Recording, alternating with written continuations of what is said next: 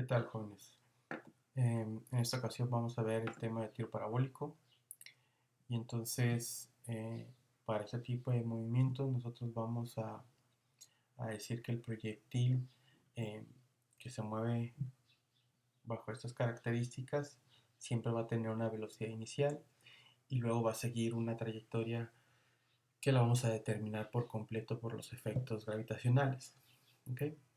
Y entonces esto lo podemos imaginar como una pelota eh, que se patea, ¿no? O un balón, perdón, de fútbol americano, o un paquete que se deja caer desde un avión, etcétera, etcétera. ¿Okay? Entonces, en esos casos, la trayectoria que sigue la partícula o el objeto, ¿no? Se conoce como una trayectoria parabólica.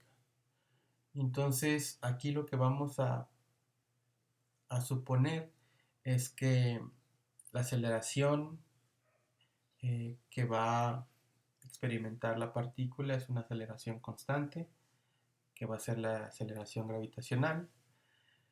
Y esta, pues, como es constante, pues no va a cambiar ni en magnitud ni en dirección. ¿Okay? También vamos a ignorar todos los efectos eh, causados por la resistencia del aire. No vamos a tomar en cuenta la curvatura ni la rotación de la Tierra. ¿Okay? Entonces estos casos son casos idealizados. ¿Okay? Y entonces, pues vamos a ver cómo se estudian este tipo de movimientos. Entonces, eh, aquí en la figura mostramos o se muestra, ¿no? Es un objeto que se mueve bajo las características que acabamos de mencionar, ¿no? Entonces, imagínense que tienen un sistema de referencia en dos dimensiones, X y Y. Aquí en el origen decimos eh, que vamos a empezar a medir el movimiento del objeto, de la partícula, ¿no? Entonces, como dijimos anteriormente, nosotros vamos a suponer que ese objeto ya tiene una velocidad inicial, ¿no? ¿Qué es lo que le causa esta velocidad inicial?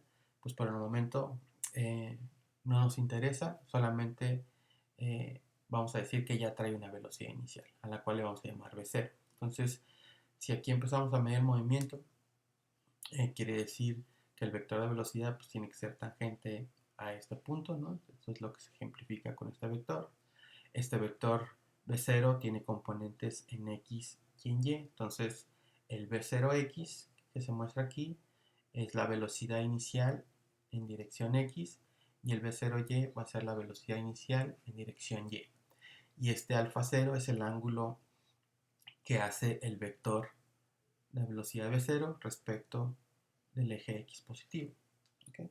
Y entonces, como dijimos, pues el objeto va a tener una velocidad inicial y va a seguir una trayectoria parabólica.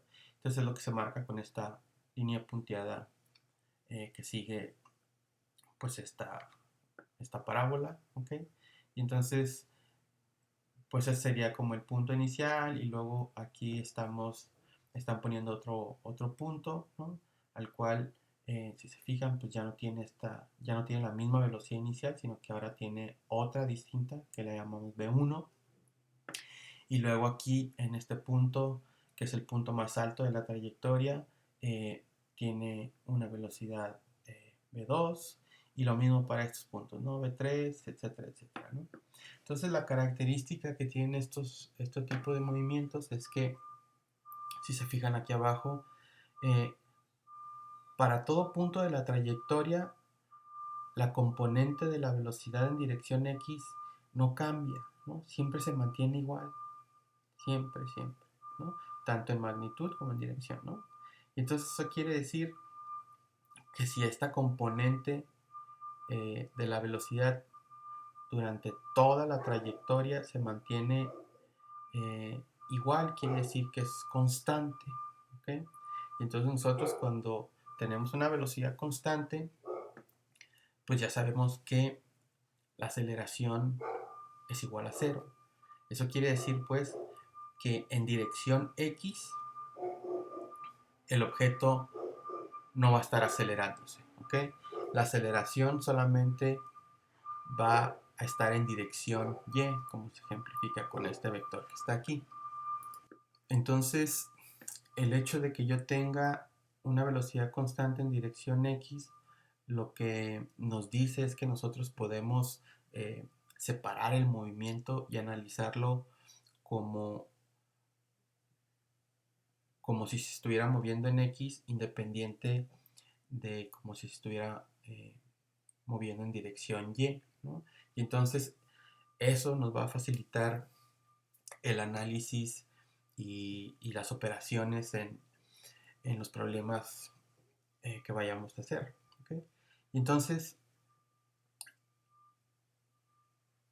ya dijimos que la velocidad en x es constante, eso implica que la aceleración en esa dirección es cero y solamente la aceleración se va a ver en, la componente en y del movimiento. ¿Okay? Y entonces, si se fijan aquí, está al principio o al inicio, la componente en y de la velocidad pues es un vector de cierta magnitud, pero al ir subiendo, esa magnitud va disminuyendo, ¿no? Esto quiere decir que en dirección y el objeto se va a ir frenando hasta que llega al punto más alto de la trayectoria y en este punto la velocidad en y va a ser igual a cero, porque eso ya lo sabemos también de cuando vimos el tema de caída libre. Nosotros sabemos que si aventamos una pelota hacia arriba en el punto más alto, la velocidad era cero. Y entonces aquí pasa lo mismo. Tengo esta trayectoria parabólica, pero en el punto más alto de la trayectoria parabólica, la componente en y será cero más no la componente en x, porque ya dijimos que la componente en x siempre es la misma durante todo el trayecto. ¿Okay? Y entonces, eh, bueno, la partícula está en este punto, pero luego sigue, ¿no? O sea, por un instante eh, la velocidad en y va a ser cero, pero luego va a seguir esta trayectoria ahora hacia abajo. Y entonces el vector o la componente en y, perdón, de la velocidad, pues va a ir aumentando cada vez más hasta que llegue al piso o donde queramos hacer nosotros la medición. ¿Ok? Y entonces, uh, así es como analizamos este tipo de movimientos, ¿no? Entonces puedo analizar el movimiento en X independiente del movimiento en y luego al final podemos juntar todo para pues dar respuesta a lo que nos estén preguntando. ¿Ok? Y entonces, si hacemos eso, pues nosotros las ecuaciones que podemos usar pues son las ecuaciones que ya conocemos, que son las ecuaciones de un objeto que se mueve con aceleración constante. Entonces, para las componentes en x, nosotros vamos a tener las siguientes ecuaciones. Aquí lo que estamos diciendo es que la velocidad en x siempre va a ser igual a la velocidad inicial en x, ¿no? O sea, la velocidad en x, como no cambia, pues es la misma para todos los puntos de la trayectoria. Entonces, la velocidad en cualquier instante siempre va a ser igual a la velocidad inicial en x. Para conocer la posición en x de la partícula, pues podemos usar esta ecuación que me dice que la posición es igual a la posición inicial más la velocidad inicial en dirección x por el tiempo. Aquí recuerden que nosotros teníamos un término extra que era un medio de la aceleración en x por el tiempo al cuadrado. Pero como dijimos de nuevo, que la velocidad en x no cambia, entonces ese término lo cancelamos porque la aceleración es cero. ¿Okay? Y para el movimiento en y, pues podemos usar todas las ecuaciones que conocemos de la caída libre, ¿no?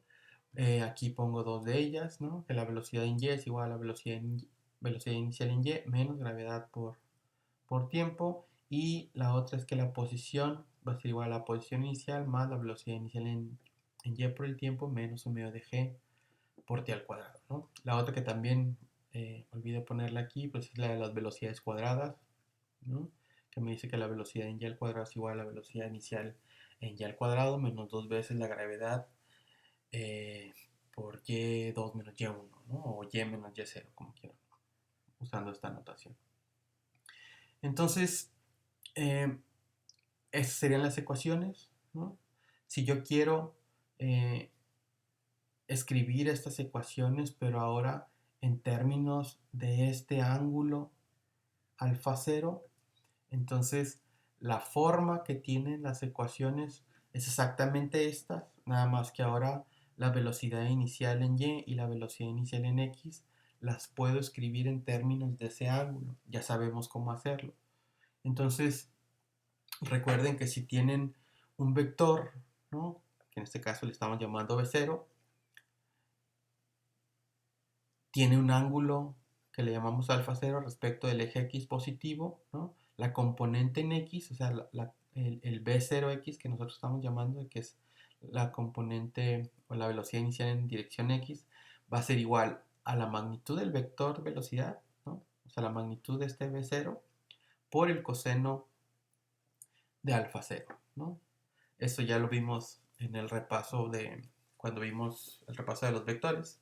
Y la componente en y de la velocidad sería la magnitud del vector velocidad por el seno de este ángulo alfa cero. ¿Okay? Entonces las ecuaciones que teníamos anteriormente, que son estas, las puedo escribir ahora en términos de ese alfa cero de esta manera, ¿no? Entonces la posición en x va a ser igual a la posición inicial más b0 coseno de alfa cero por tiempo, ¿no? O sea, nomás estamos sustituyendo este, este b0 coseno de alfa cero por o donde estaba el b0x, ¿no? O sea, aquí